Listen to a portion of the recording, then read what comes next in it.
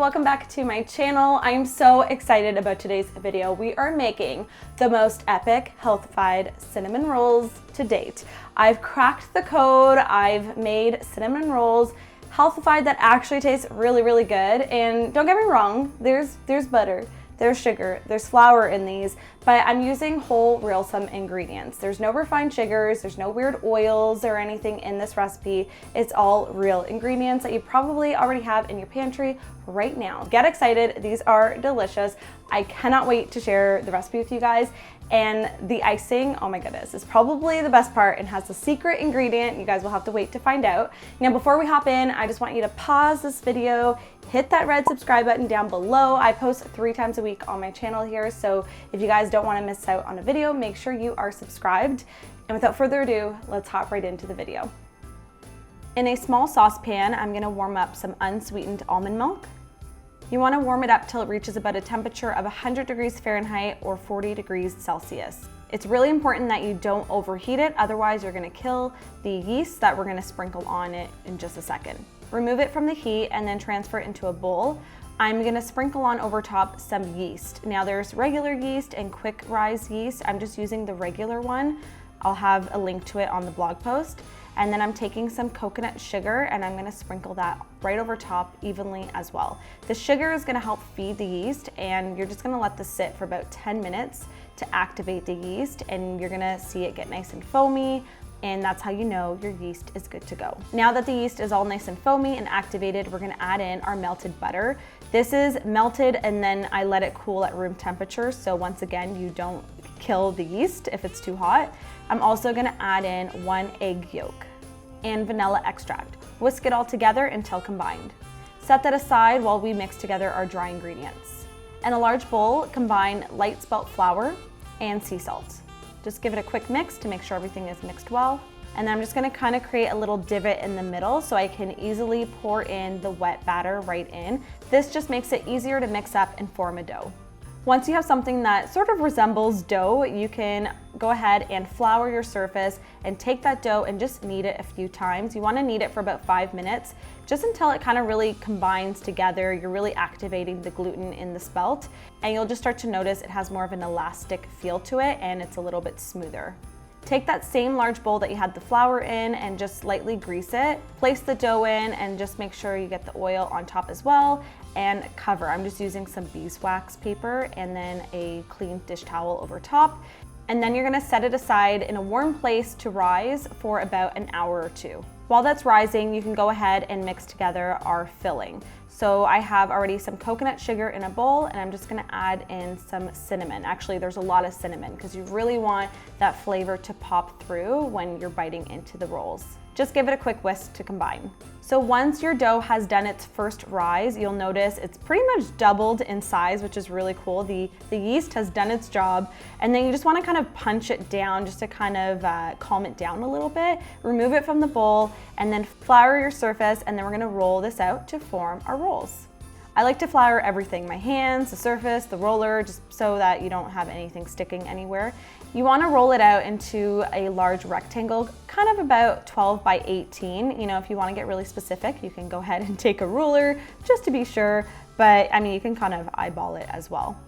Okay, so this looks good. I'm now taking some softened, unsalted butter. You can melt it, but I just kind of like spreading it softened. So I'm just gonna spread that across, and then I'm taking our coconut sugar cinnamon mixture, and I'm gonna heavily just sprinkle that right across. It looks like a lot, but it's actually only a 1/4 cup of coconut sugar for the whole thing, so it's not too bad. And then you're gonna just tightly roll it from one end to the other, all the way up until you reach the end. So you can have one weird long log of cinnamon roll dough. So I'm cutting off the ends because they kind of form a weird shape, but you can still save those and cook them, they're still fine. I'm gonna cut it down the middle, and then I'm gonna cut down those ends in the middle again, and then each section I'm gonna cut into 3 parts.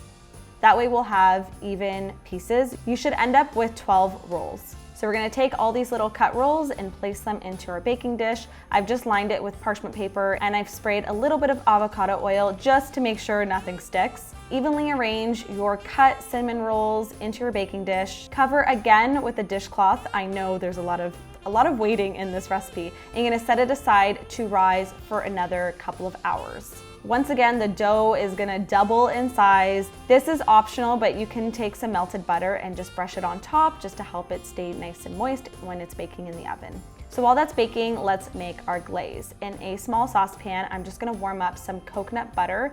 My coconut butter was actually already melted, but if it's solid, just measure it and then melt it in the saucepan. To that, I'm gonna sweeten it up with some maple syrup, and for flavoring, some vanilla extract, and then just to kind of help thin it out and make it nice and pourable, I'm just gonna add in some unsweetened almond milk and then a pinch of sea salt, which I feel like just helps bring out the sweetness. Whisk that all together on low heat until nice and smooth and you kind of reach a glaze consistency. Once your cinnamon rolls are done baking in the oven, you wanna get that glaze on them pretty soon because you want that heat to kind of warm up the glaze and just melt it all into the crevices. So I'm just gonna drizzle it right over top. This glaze is probably the best part of this recipe. It's quite delicious. And then I'm gonna just sprinkle on some crushed raw pecans. I really like the crunch with the creamy icing, and the dough is just like a really nice combination.